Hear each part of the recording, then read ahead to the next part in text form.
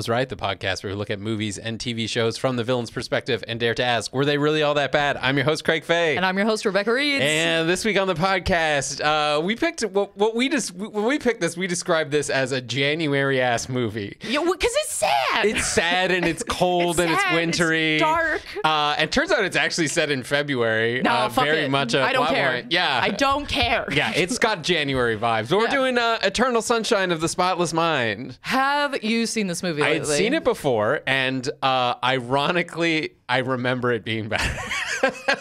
Being better? Yeah, than it was. Yeah. Oh, I still liked it a lot. I was just like, I don't.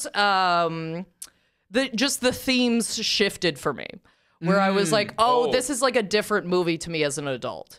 Like watching it as a teen, it feels very different than watching it now as an adult, but I still think it's a great movie. I just don't like anybody. Yes. Okay, that's a great point. I don't like any of the characters, but I think it tells a great story and it has a point. Yes, and it's very well shot. Yes. It's beautifully done. Like, I think it's a good movie still. It's just, I think my perspective on it has shifted. Yes, I think that's probably a fairer way to say what I was saying. Yeah. Which is that, like... Change your opinion, Greg. No, I remember this being, like, I saw it. It's one of those movies where you saw it when it came out and you're like, wow, that blew my mind away. And then you never watch it again. And you're I think I watched it quite a few times when I was younger. Oh, okay. Because I used to think I was like a movie, you know what I mean? I'm like, I love cinema. Yes. And anything, when you're a teen, anything that has some sort of like underpoint, you know what I mean? Something this that's isn't not like a regular movie. And I'm like, oh yeah. Oh, so smart. I'm getting the themes. And did you see that shot? And now I'm like, fucking relax. Okay. It's just Tarantino. You know, whatever it is. Yeah. It's so I used to think that I was quite the movie buff. Yeah. Oh, I mean, and you know, it happens. Oh, yeah. Here's the thing. It's you see good art when you're a kid and you're like, I like that's good art. And then it's just when it becomes your whole personality that it becomes you're like I love Van Gogh. And it's like, well, do you know anybody else? No. Yeah. You're big into the Impressionist movie. No. What is that? I've seen Starry Night on a t-shirt. Looks great. Look great. Yeah, well, and I mean, this is also Charlie Kaufman. So this is the same guy who did Being John Malkovich and Adaptation and like all those weird... I have not seen not one of those. You haven't... I don't think so. You haven't seen Being John Malkovich? No. Although, okay, there is a part of me that I think I'm turning into my father. Because every time, there was always this thing in my family where my dad would insist he had not seen a movie. Right. And we'd be like, no, literally, we watched this like last month. You've seen this movie. And he goes, no, I haven't seen it. And we would always get like halfway through the movie. And then all of a sudden he'd go, oh, yeah, I've seen this. Yeah. So like, I literally had a conversation 2 weeks ago about a movie. And I said, oh, you know, we should really watch this movie. And the guy was like, we watched that not that long ago. Yeah. That's not good. Oops. One, I will say, if you had seen Being John Malkovich, you would absolutely remember Being John Malkovich. You don't hear the name Being John Malkovich and forget what that movie was about. So I don't know. I don't know the lore. I don't know what this is about. It's insane. We've already picked my bonus episode for this month.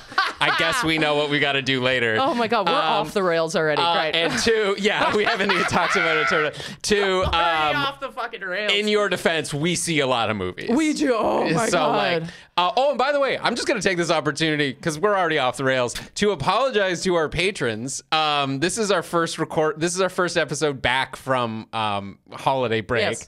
And we told you guys that we gaslit you. We gaslit you. We gaslit ourselves. And actually, you know what? This all fits into the theme of this movie, so this is fine. That we had covered Muppet Christmas Carol before, and so for last December, last month, we were going to do Muppet Family Christmas. And it turns out we have not done Muppet Christmas Carol. Whole bunch of you on Patreon were like, I can't find that episode. When did you do it? I was like, I looked for it. I couldn't find it. Rebecca had thought that we had done it. I was like, we already did that. And she was like, yeah. So Sorry about it. Memories are imperfect things. Speaking of, love that segue. I love that this is also just going to be an excuse for us to talk about all of our horrible memories. Anyway, if you have not seen Eternal Sunshine of the Spotless Mind, I would suggest that you see it. It's kind of a cinema classic.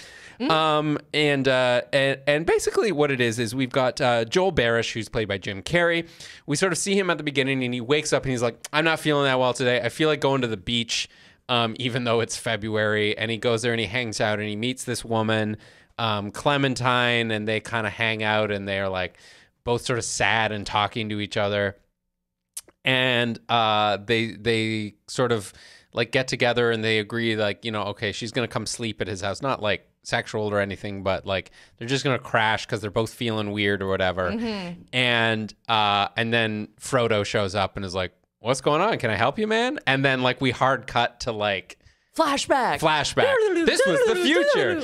And basically what we discover is that Joel and Clementine played by Kate Winslet, have been in a relationship for like 2 years and had a horrible fight, broke up, and Clementine has gone to this service where they wipe the memory of that person from your brain. Yeah.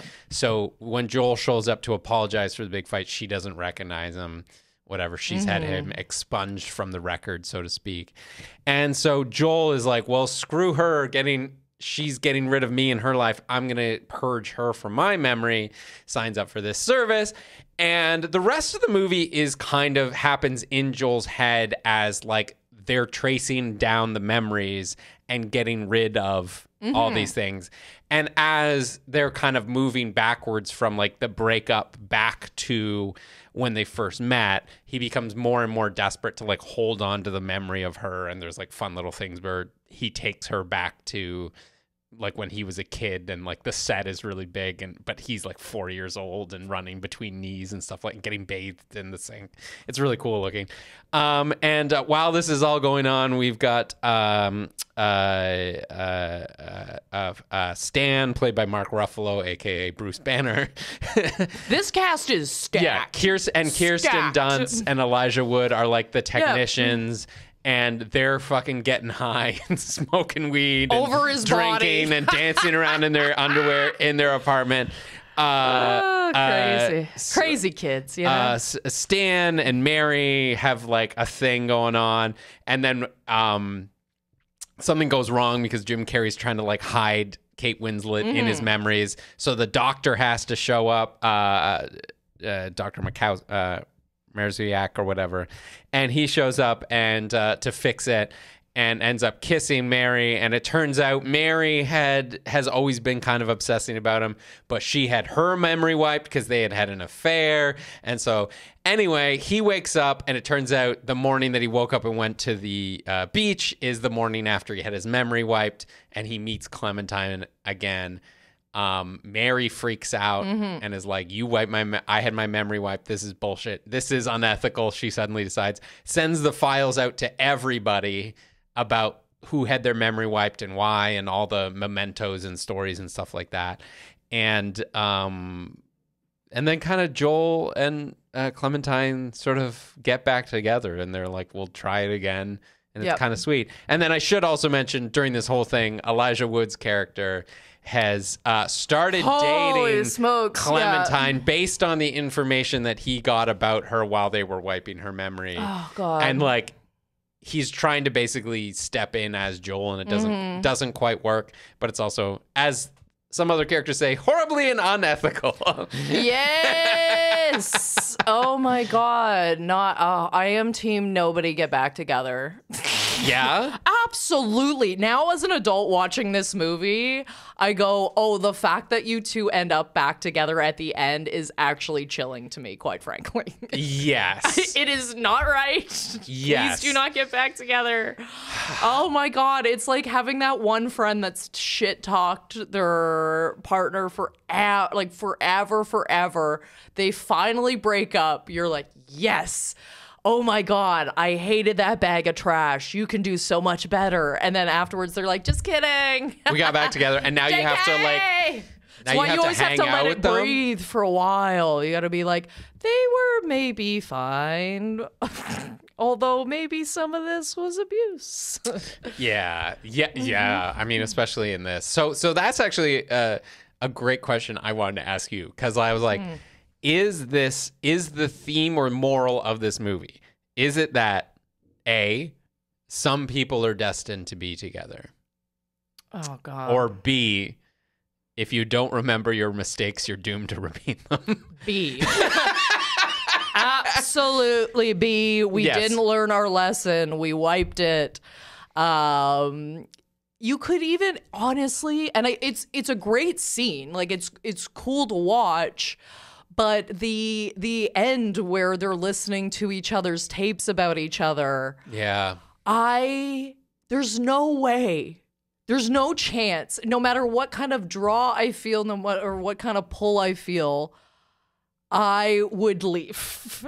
Yeah, because like Joel's thing about Clementine is like, she's drunk and she sleeps with people just for attention and like just to make them like you. And she doesn't do like and is being very unkind to her.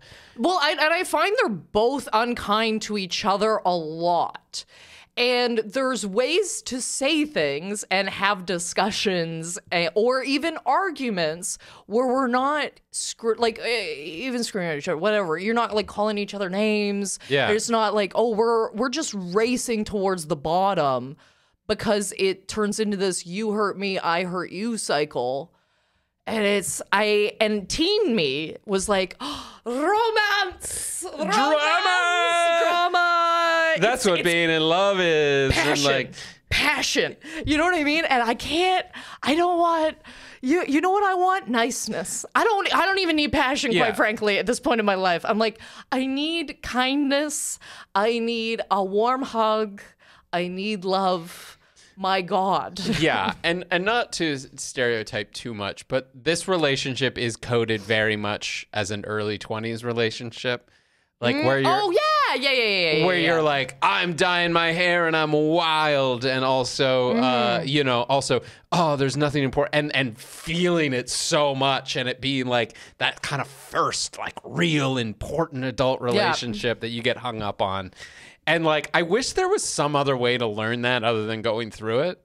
Oh, I don't have the fucking yeah. Oh my God. Yeah. Although, okay, I will say there's a part of this that's like, oh, you shouldn't wipe things from your mind. Is kind of it is a part of the tapestry of this movie is, oh, you shouldn't wipe anything from your mind. This is like a part of your history. This is part of who you are. Sure. You can't fight it. This is just like, this is in you somewhere, what have you. I will say I disagree. Oh, interesting. Because, okay, in the scope of what they're doing, yes. In these particular things, yes. I would be willing to bet, though, there were a few tapes that went out from Mrs. Dunst that I was like, I don't know if a few of these people would want to listen to those tapes because I don't think everybody's in there for a relationship. No. You know what I mean? If I went in and I was like, listen, every time I close my eyes, I see one of my relatives dying because I saw that. Maybe that would be a fine thing to wipe. That small, tiny detail. You know what I mean? Can I still remember my aunt?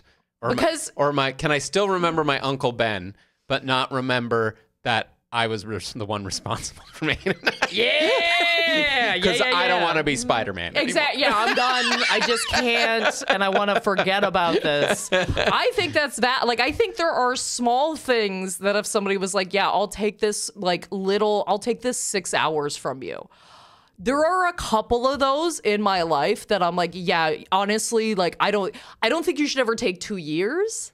No. But like, yeah, like a little window where something like really, really bad happened and you had nothing to do. You know what I mean? It was just something that happened to you. Right. Sometime. And I get that, like, yes, okay, you know, you can grow out of that and you can build and whatever. But I'm like, some people's minds will do that on its own. So there has to be value in it because your brain is saving you from something. And if you needed a little jump start on something, I don't know. I think that'd be fine. Yeah, for some reason, I went to the analogy of plastic surgery when you're talking about that. Where you're like, there's the women who look like lizard people because they've had like so much work done, right?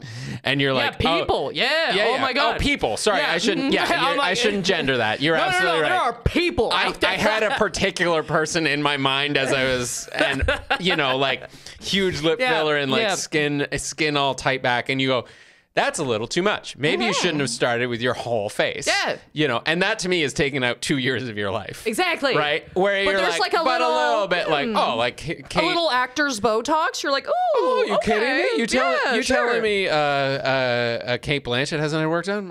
Probably. She looks great. A little bit here, a little bit there, tighten this, whatever.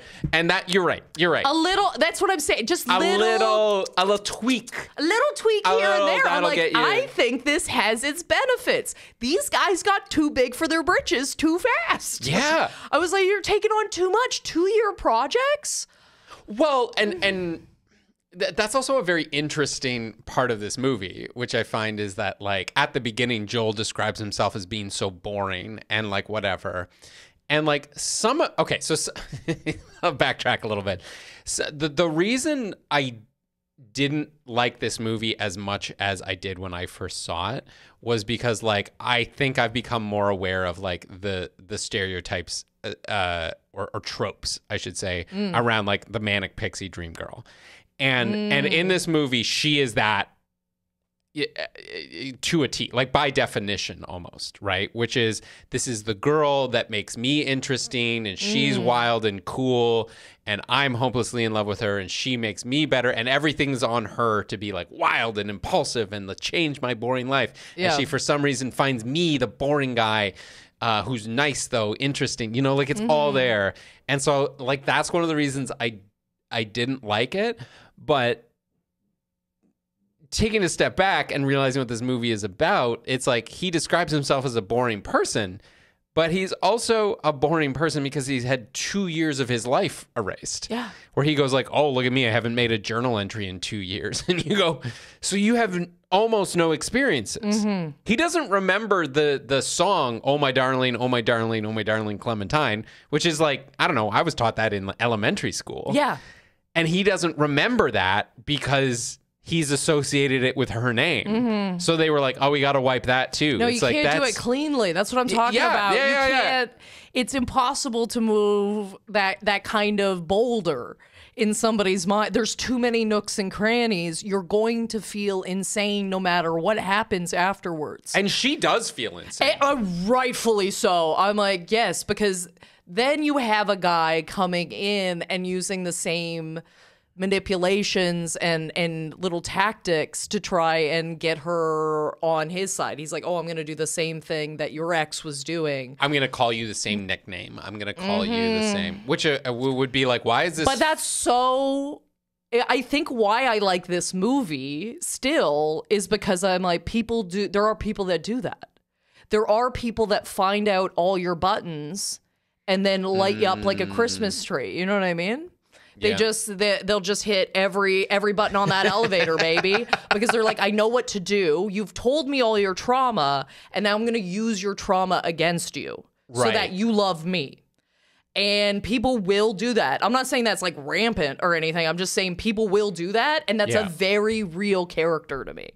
Everybody in this movie felt very real. Even, and I would say, and that's why I didn't mind too much the manic pixie dream, because she actually did have dimension to her. Whereas I find most of the problem with the manic pixie dream girl most of the time is that they're just a vehicle for the man. They have no, other than dyeing their hair, they have no personality behind it. It's like that Scott Pilgrim thing, where it's just like, oh, it's just for the male character to project on top of you. Whereas I felt like they gave her a little more, like a little more. Really? Yes. Oh, because I found her to be almost one of the most extreme versions of that in this, where I was just like she's literally just giving personality to him and doesn't serve any other purpose. Like, they almost paid lip service to it. But like, that's interesting that you found her deeper than I did. Oh yeah, because she was just there were a few scenes where she's just like constantly she's talking about herself. Right. She does actually give context for things and like, oh, I hate this and I like that and what have you. Whereas in other movies, I find that it's just like, well, what do you like? What do you need? What's going on with you? And then it's like, oh, let's go out drinking because I feel like it. But then there's no like background. There's no like. I'm just fun and impulsive. Yes. And, Yeah. I mean, you're not wrong though either. Like I totally get what you're saying. I just didn't find her the most. I don't know. I think it's maybe because I've met this person. Yeah, that's fair. And whereas other ones, I'm like, you actually don't exist outside of the male scope. Right. Whereas this woman, I was like, no, I've met you. I've seen you. Oh, okay. Because she's also very confrontational. Whereas a lot of these other like manic pixie dream girls aren't. Because they're supposed to be fa la la. Everything's fun. Everything's a dream. Everything's wonderful. And I'm weird and quirky. And the problem is that I'm weird and quirky. But one of her problems is she's aggressive. Yeah. And confrontational and like these sorts of things. Like it's not necessarily as I don't know, it's not painted with the same rose brush. Right. Yeah, and I guess the other thing I would say is like in forgiveness of that is a lot of what we see of Clementine is just Joel's memory of her. Yeah. So that's the other thing. It's like, well, he says there's the trope of he's the boring person and the manic pixie dream girl kind of saves him or gives him color or whatever or is there for him. And you're like, that trope exists in this movie, but it's also a movie about how a man has perceived this relationship and perceived this person and perceived himself. Yes. You know, so it's like, oh, Clementine is this like flawed, impulsive, like woman who's like so crazy and fun, but then she wasn't what I wanted her to be. It's like, that's all from his perspective. That's all his memories of her. Yeah, that is true. Like we don't actually see her that much in the movie, except for like, well, the beginning scene. The beginning and maybe the last 10 minutes sort of thing, right? Although you get why she's drinking in the diner then. By the end of the movie, you're like, yeah, I'd be fucking drinking in the diner too, girl. Absolutely. Yeah. Oh my God. But these two are, oh man. Watching this again as an adult, the entire time I was thinking the villain of this movie is like not getting back together, and I'm like, don't get back together. Oh, okay. You know what I mean? So you're saying sort of the overarching villain of this is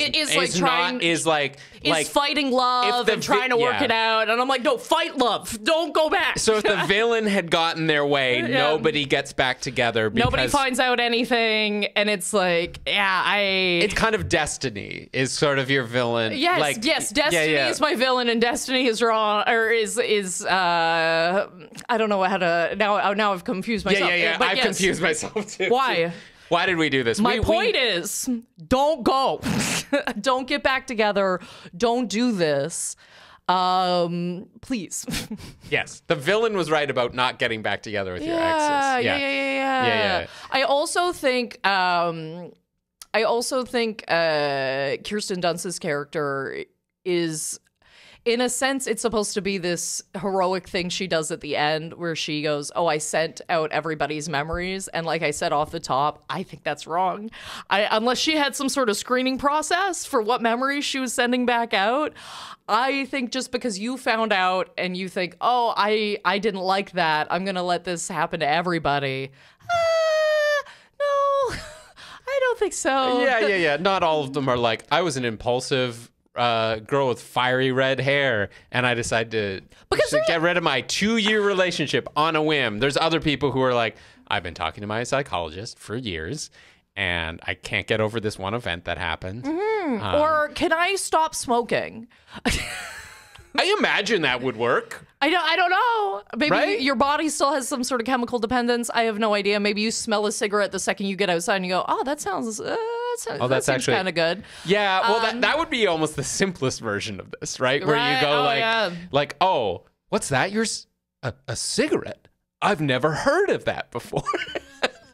Let me try it. And then you're immediately addicted. Yes. And that's kind of what happened with the relationship, right? Where you go like, Clementine, I've never heard of you.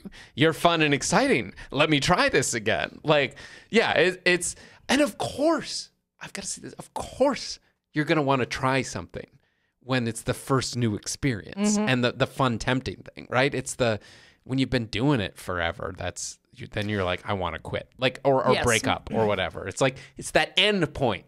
That's the important memory. There's also another argument I want to make, which is because you were talking about how it's all in Joel's memory, right? I'm going to make the argument that he's actually a much bigger villain than he even lets on, because this is going all through his memory. Okay. So if it's through your own memory, then what you hear from other people is probably going to be harsher in your mind to make it right, to be like, but you're also remembering everything you said to her, and everything you said to her was insanely harsh as well. So I'm like, if you're even bad in your own mind and you're remembering this woman pulled trigger, said, I don't want to remember you anymore. I changed my phone number. Do not contact me. Okay, we're done. So maybe everything in your mind is actually a little exaggerated. Yeah, like I called her a drunken whore one night. That hit me in such a... I was so mad. Yeah. Mad. But that's the nice version he remembered. Yes! That's what I'm saying. That's what I'm saying. If this is from his perspective... there is a chance, and a good one, that the stuff she said to him wasn't actually that inflammatory. Or at least the pitch I'm going to make on this podcast. Well, yeah. Like that scene is like, so it's like, he's like, it's 3 a.m. or something like that. You're drunk. You've come home drunk. I bet you were out sleeping with people because that's how you get attention or whatever. And that's kind of what he says. There's a version of that story where it's like, oh, it's 3 a.m. No, I was later than I said I was going to be.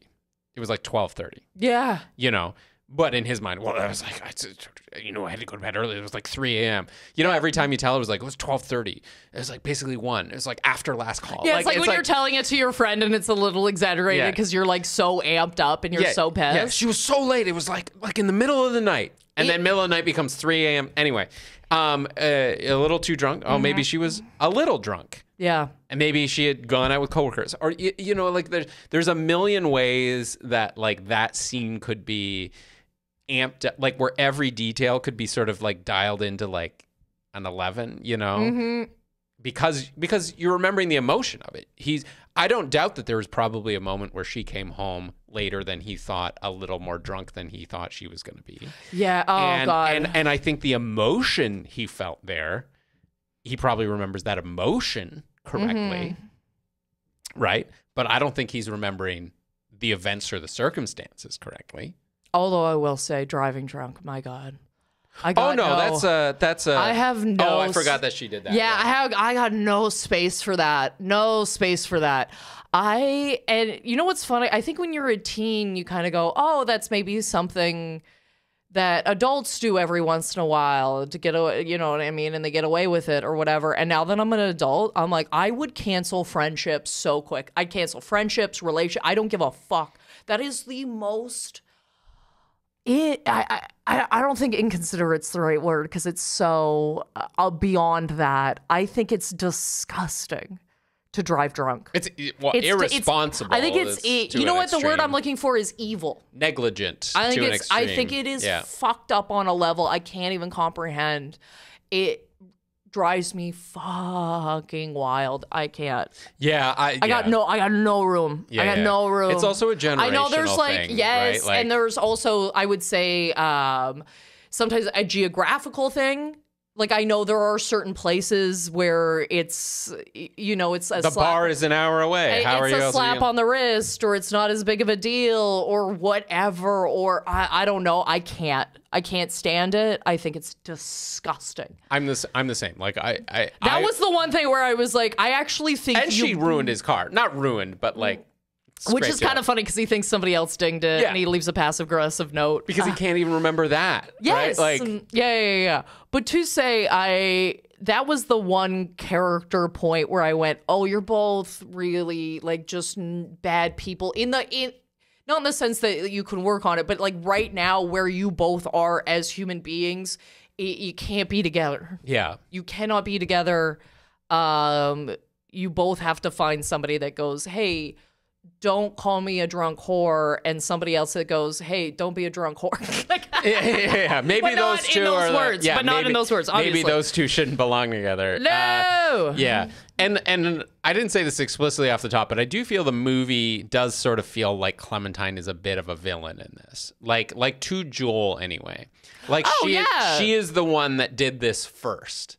Yes, and she is the one that's like. Doesn't she understand that he's heartbroken and that she's the only one and all the rest? And I gotta tell you, and then to make that extreme break where it's like, no, this man needs an extreme break. This is somebody you can tell. If I've changed my phone number and you show up to my work, my God, big, I'm calling the police. I'm calling somebody. Yeah. You know what I mean? That's so wild. Even if I do remember you, I might look at you and go, sorry, who are you?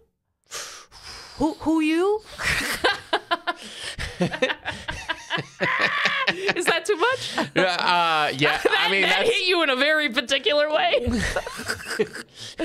Well, I will just say, going through life, you sometimes realize that there are like things that really get at you.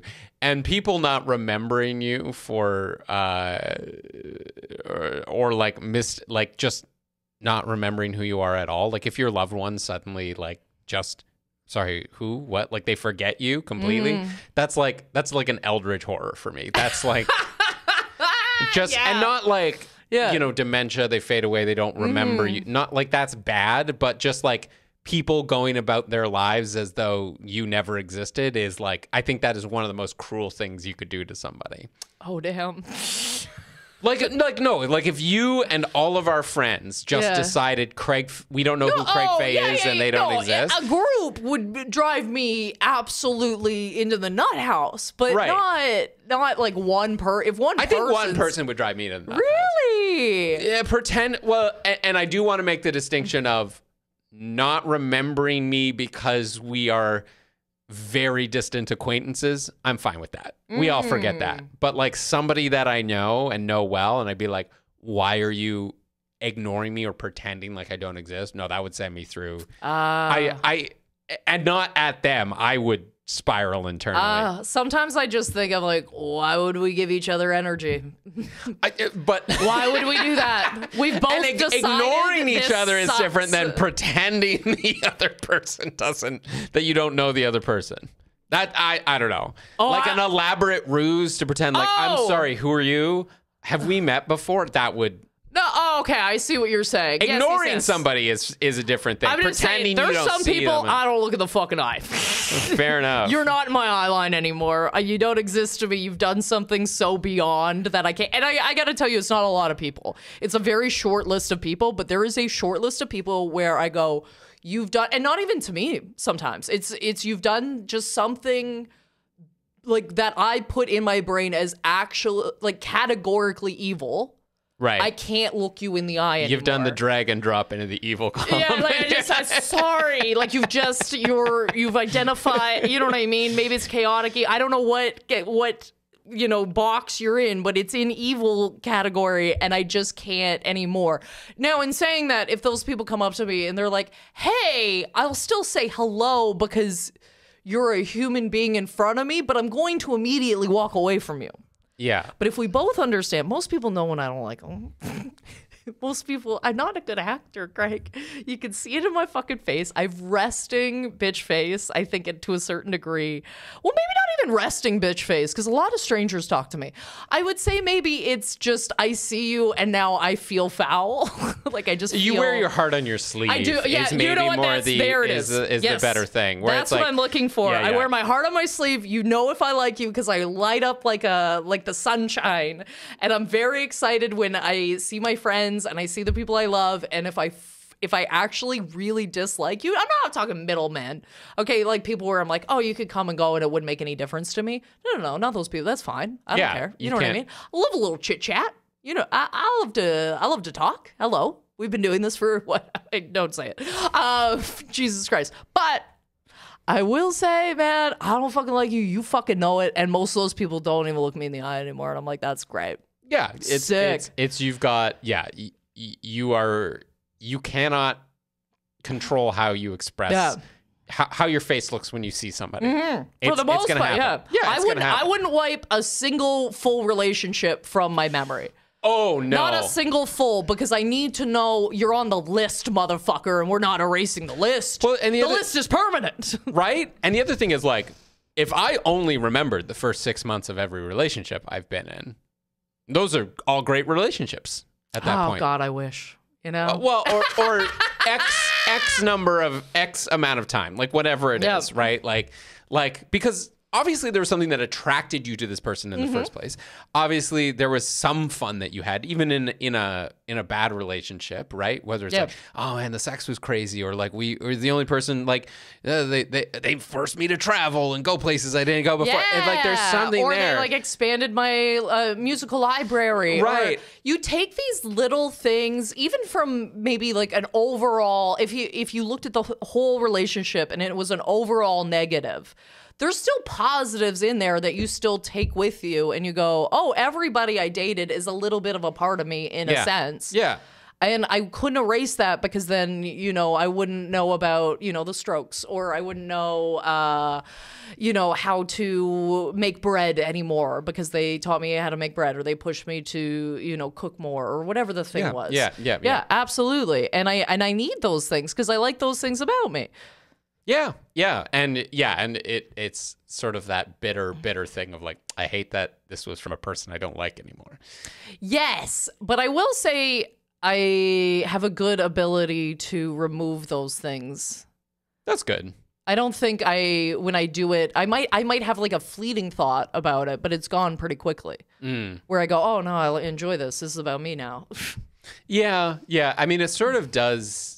Oh, this is a very serious topic, but it kind of like goes on when we're talking about eternal sunshine, I think we could get into it a bit. Jesus Christ. It's like sort of my view of like what grief is, right? So it's like, so if you lose somebody, you break up or whatever, it's like, in my mind, kind of what grief is having to reconcile all of those things that are connected to them in your memory with the fact that they're not there anymore, or that you're no longer in a relationship, right? So you listen to the Strokes and you go, oh, that was our third date. We went to that concert and that was and with that person, and that's always there.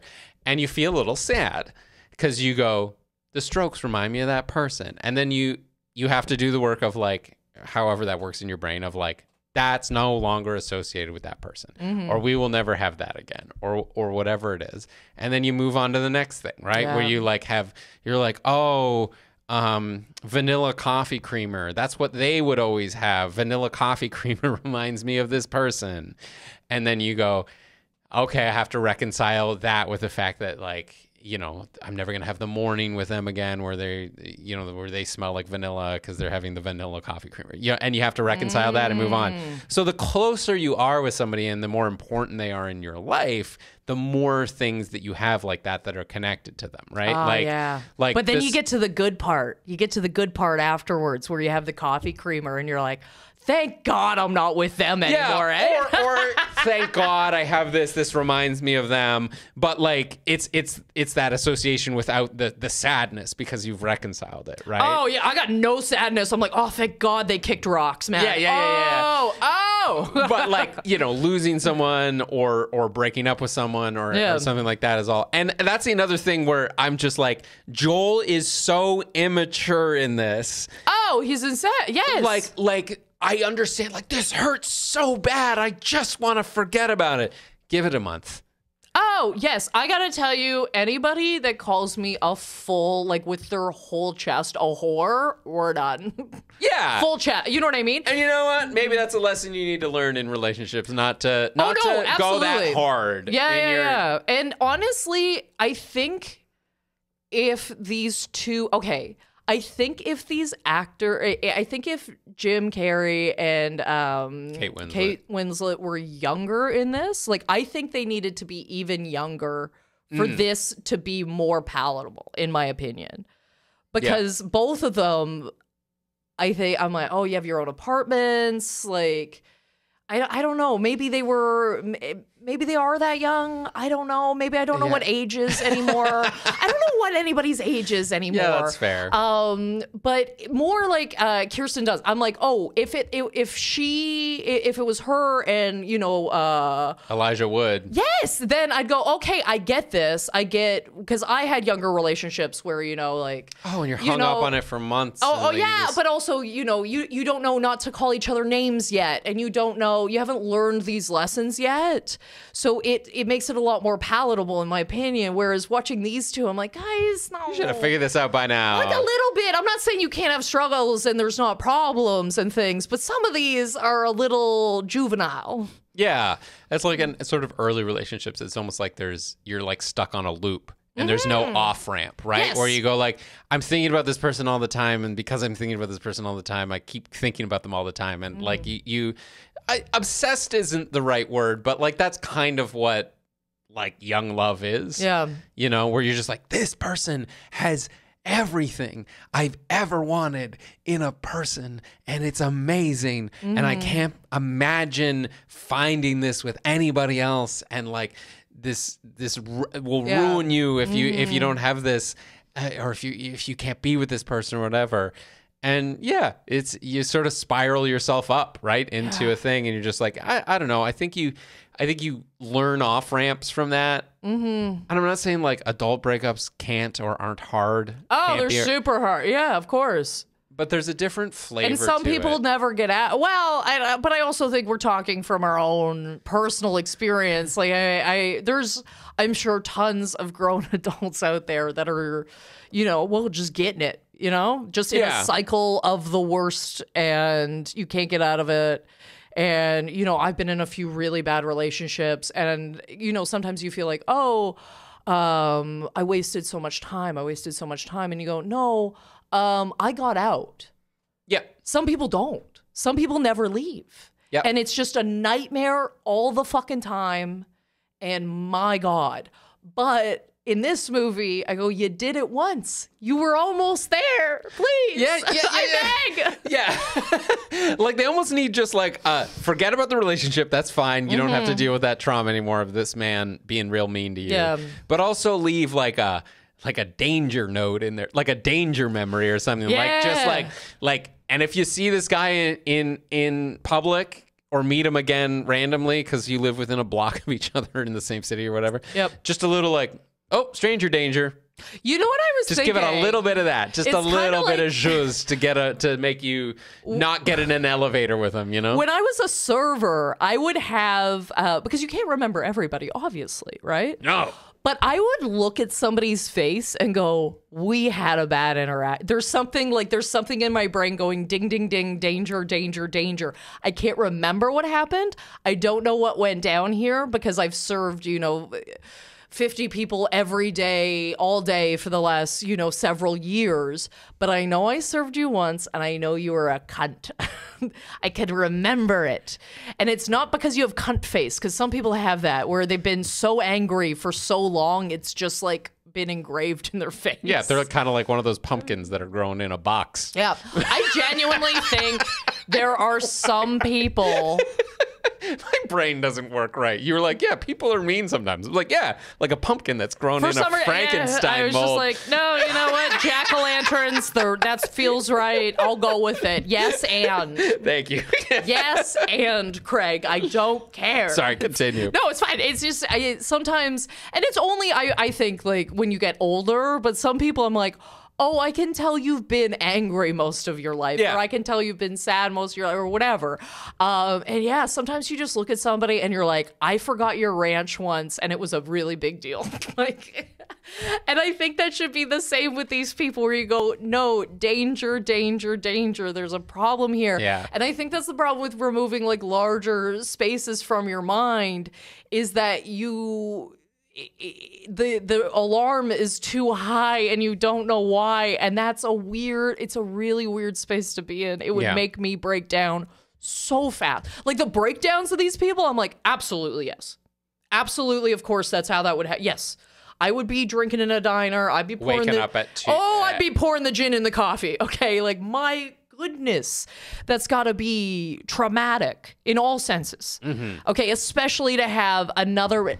The fact that she's framed as villainous, and other than, again, the drunk driving thing, because I can't, but that she's framed as villainous at all is so wild, because she doesn't have just one man fucking, she got two. Yeah, we haven't really talked about him. Buddy, we gotta talk about both of these motherfuckers, the doctor and that guy, because that is a level of evil that I cannot comprehend.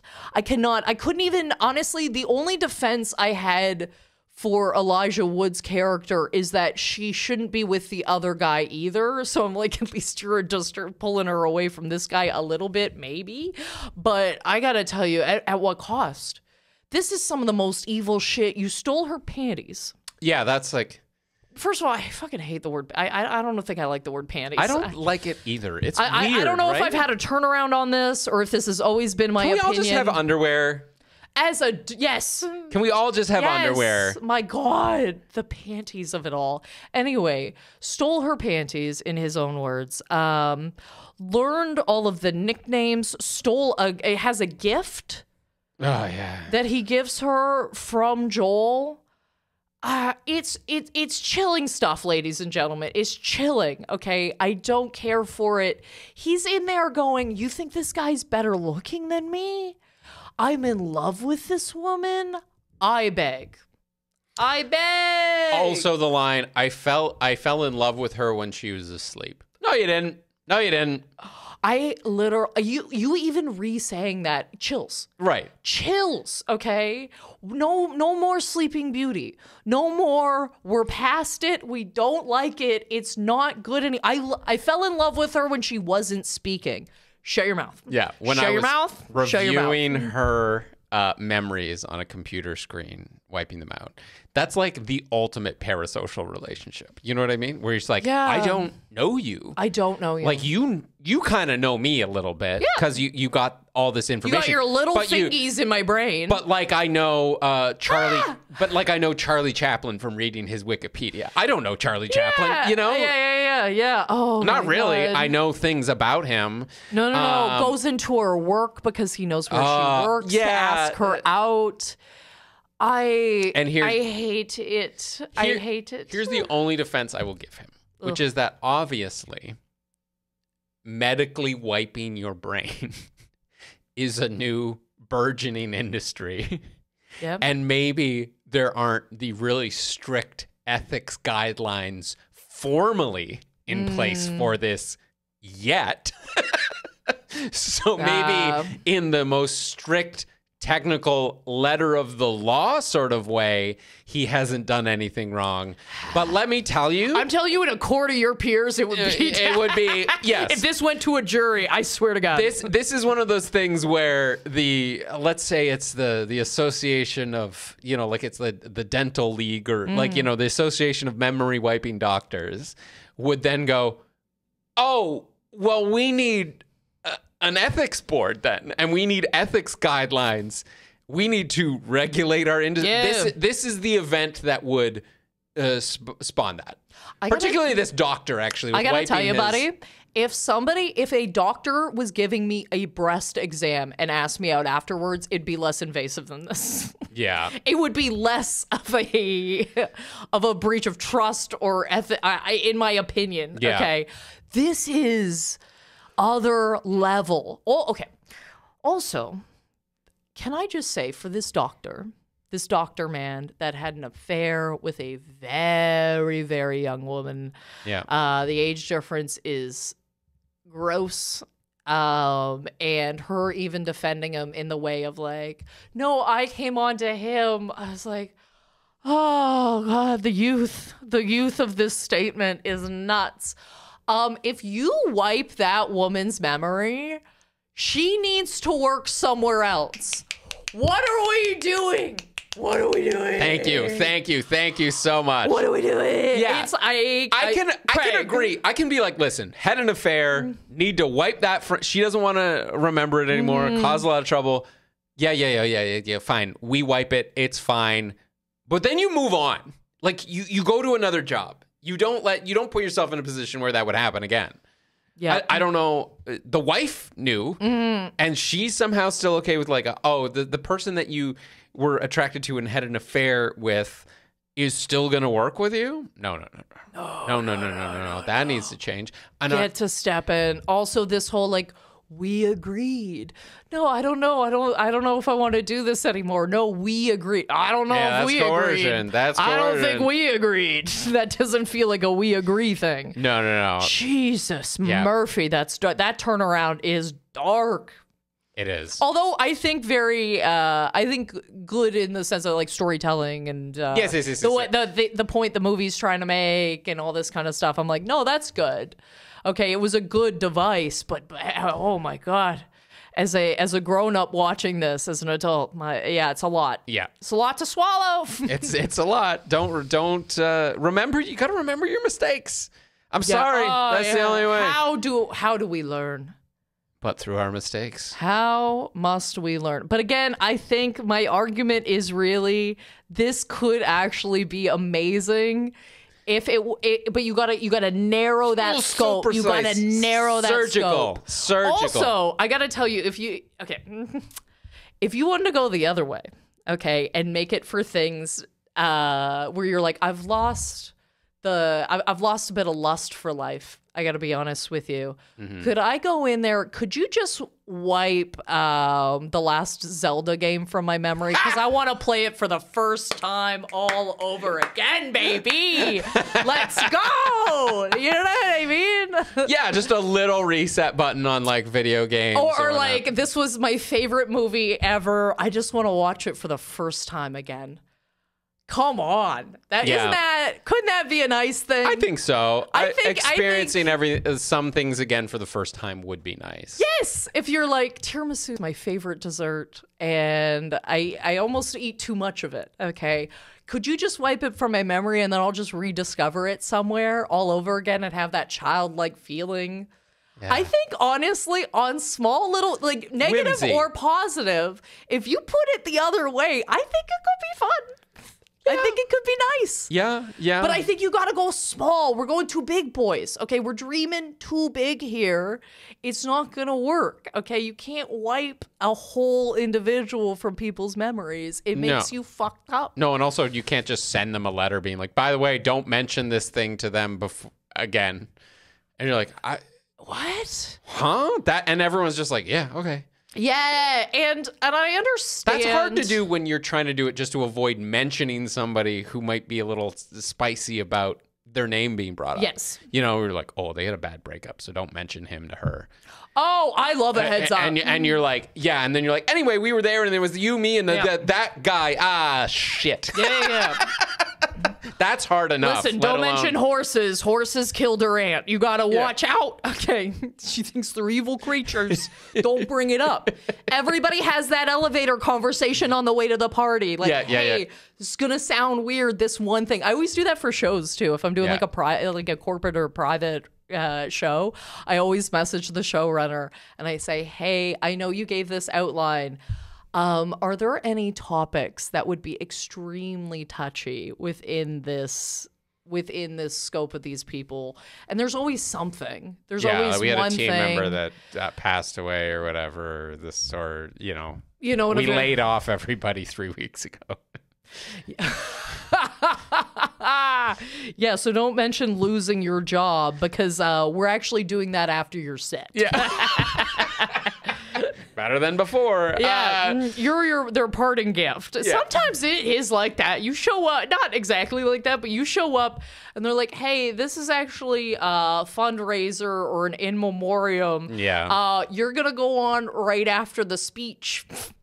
You're going to be the comedy after the speech. Just a little palette change, yeah. And they always think it's such a good idea. They're like, no, this is going to be good. And it's like, no, like we're covering Paddington 2 next week. I got to tell you, I left a chunk of time in between this movie and watching Paddington. I didn't think, oh, let's jump into the palate cleanser right away. I went, no, Paddington needs his own moment. He needs his own time. Yeah. I'm going to let him shine. We're going to give this a minute. We're going to have a meal. Okay, we'll give this an hour or whatever. We can't just cut right to it. It's insanity. Anyway, back to these men. Horrible. The worst. I got to be honest, indefensible. Yeah, indefensible. Yeah. That man, that doctor's just, and I would say the doctor, I think is somehow worse just because I think his age. Yeah. His age, I go, okay, you know better. Okay, you definitely know better. Because I don't know how old Elijah Wood is in this movie, but he looks really young. Very young. Like, he looks really young. First job. Yeah. Out of college, like right out of either like your first job out of high school or college. Could be either. He could be really in that pocket where I go, yes, you are horrible.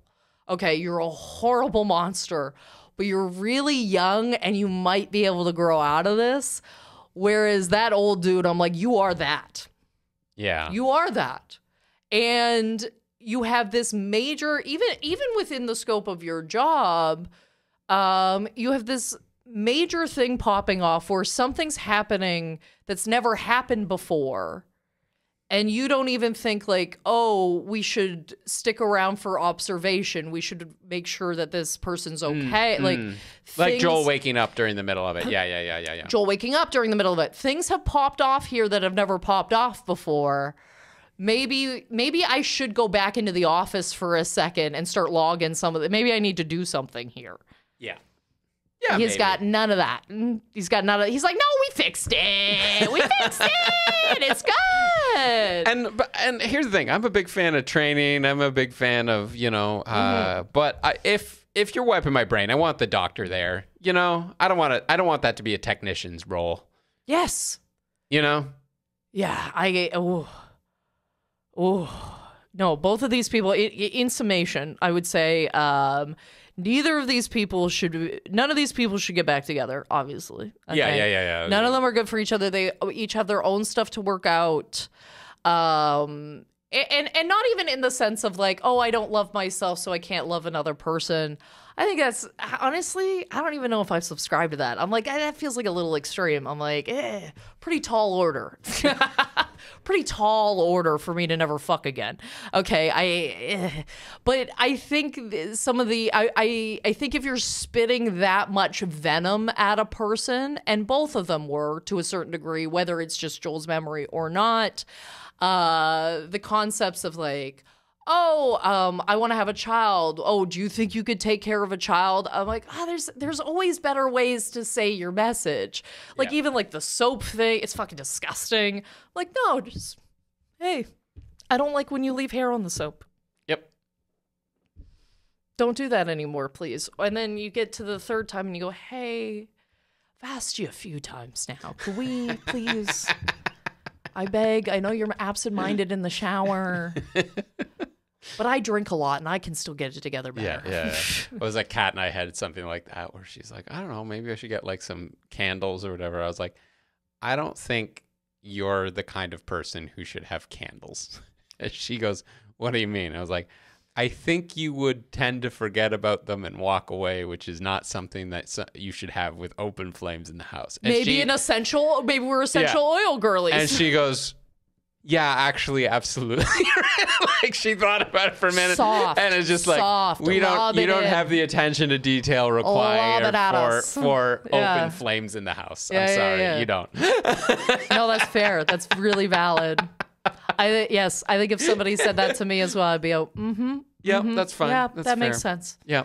I think that's okay. I'm a forgetful bitch. Okay, are we ready to rank the villain or villains? Yes, absolutely. Okay, so I have a losing your memory scale, how to do it, and I'm ranking the 2 worst men. Okay. So from smoking a joint, casual memory loss, all the way up to some severe PTSD, where you can just lose whole seasons of your life if your mind chooses so. I'm gonna give these men a hard bat over the head. You're the worst. You're the worst. You're definitely causing some big memory loss. Good Lord. Bad men. What do you got, Love Greg? it. I have something similar. I've got the forgetfulness scale. Hey. So from walking into a room and forgetting why you came in there, we all done that, all the way up to a soap opera plot device amnesia. I'm going to give Clementine. Oh. Yeah. And, oh, hey, man. Good to see you, buddy. Friend. What have you been up to, friend? I'm gonna give her one of those. Yeah. Because just because you forgot someone doesn't mean they don't care for you. Oh yeah. Yeah. You don't care for them. Yeah. So that's my scale. And guys, we're gonna get to our heroes and villains of the week in a second. But first, a couple ways that you can support the podcast. If you are on Patreon, patreon.com/thevillainwasright. It's a monthly subscription service where you get to support the artists you love, which hopefully is us, and in exchange get some amazing benefits. So we've got our $1 a month gets you ad-free episodes 2 days early. You can get them on Tuesdays rather than Thursdays. We also have tiers where you can decide on our audience choice poll for the month. That's coming up. Where, you can decide what we're going to be covering for this month in February. So what will be our Valentine's Day movie that you can do. So check out for that. And we also, at our top tier, have 2 bonus episodes every month. Rebecca picks one. I pick one. This month, for me, we're doing The Nice Guys. Great movie. Yeah, with Russell Crowe and Ryan Gosling. Very fun. So if you want to hear us talk about movies where the villain wasn't right, or just kind of random movies in general, hop on there at patreon.com/thevillainwasright. And thanks to everyone who already supports us. And if you want to get in touch, as always, if you'd like to get in touch with us, you can follow us at The Villain Was Right on TikTok, Instagram, Facebook. And if you would like to email us directly, you can email us at villainwasright@gmail.com. And now it is time for our heroes and villains of the week. What do you got first, Craig? Yeah, so I've got, it's kind of another, it's somewhat tied to memory, and it's also a Craig versus technology thing, which is a classic, always. My villain this week is electronics that are operated by a single button. And you know what I mean. With no, it's like whole, like it to do I this. love a simplicity. No, design. It's not simplistic because it's like hold this. It's a long press does this, or 3 presses does this, and 2 presses does this. And I have so many different devices that are use these things, and none of the controls are consistent. And like I've got headphones, I've got microphones, I've got cameras, I've got everything that it's like long press for this, hold these 2 buttons at the same time. And it's this fucking combination of things between all these devices that I can never remember because they're not self-explanatory and they're not consistent. Yes, I want more buttons. You're like, bring back Blackberries. Bring back buttons. Touch screens are different. If there's something if there's something that displays the options that you have, or like you touch it to do this and it changes, I'm fine with that. But like it's like, you know, you do like 3 presses to skip a song, and then like it doesn't register one of the presses, so then all of a sudden it's paused, and you got to remember how many presses it takes to hit play again. I've got headphones like that, and I always just take out my phone and do it from the phone. I can't do the things on my headphones. Can't. Oh, I always do the things on my headphones. Because they're different on every single device. Dude, it was so funny. I was talking to a friend of ours who has the exact same headphones as me, and he was like, oh yeah, I just hate though how anytime you speak it goes to like Siri like or whatever. It kicks in, and I go, oh, you just have to put 2 fingers on the one headphone and it'll turn that off.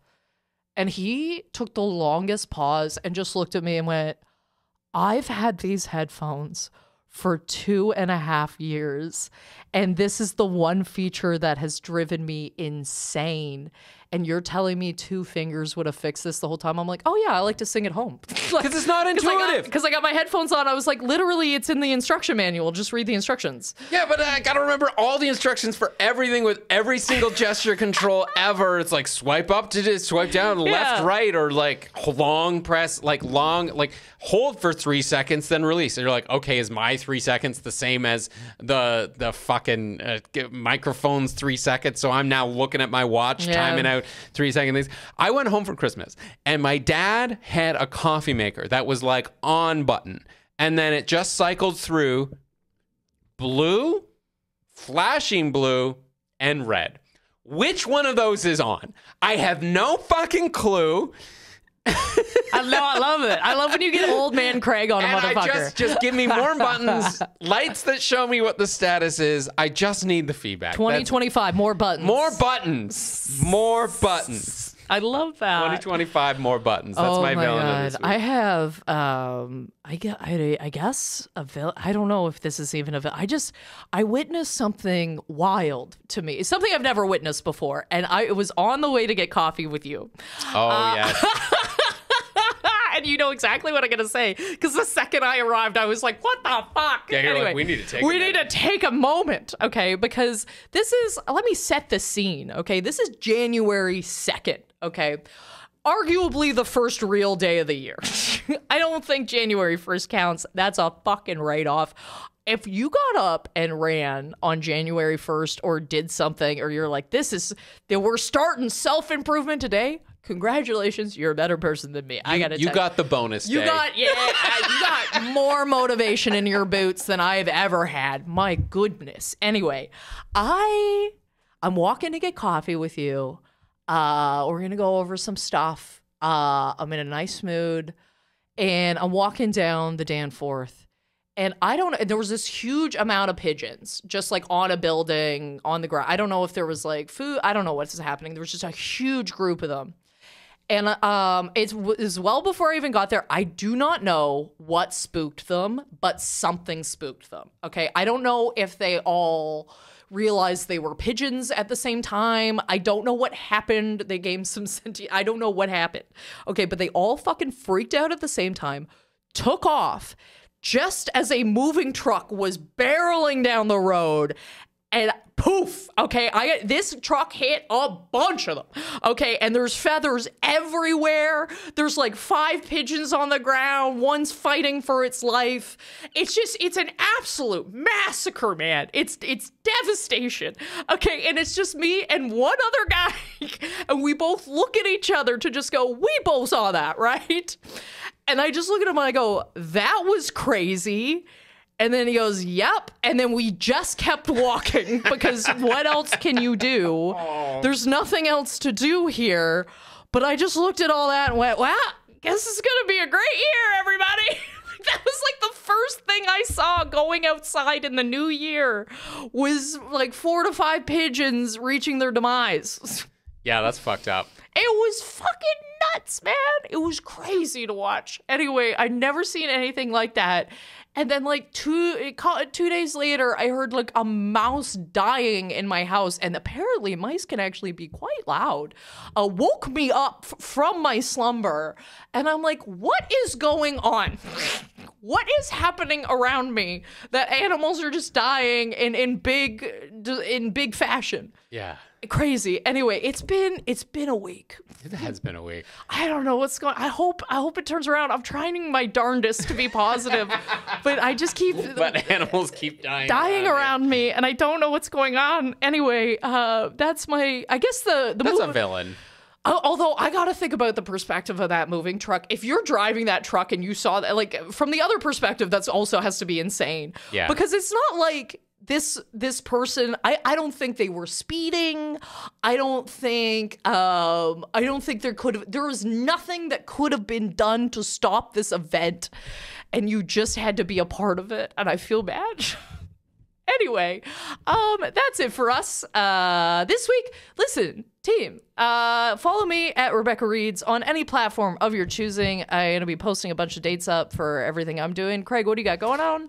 Yeah, you can follow me at Craig Faye Comedy on Instagram, Facebook, and TikTok. I do have a whole bunch of dates coming up where you can come see me perform stand-up.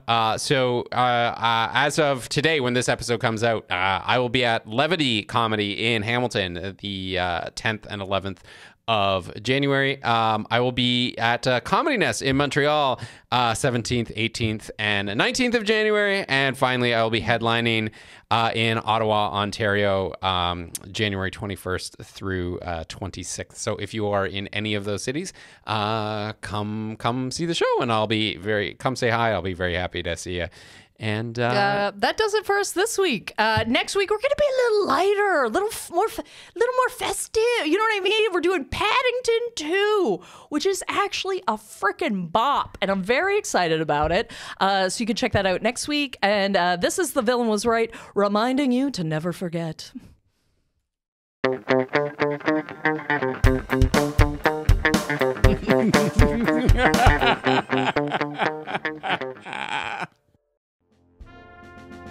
The Villain Was Right was produced by Andrew Ivimey for the From Superheroes Network. For more great podcasts like this, as well as YouTube series, webcomics, and so much more, visit FromSuperheroes.com.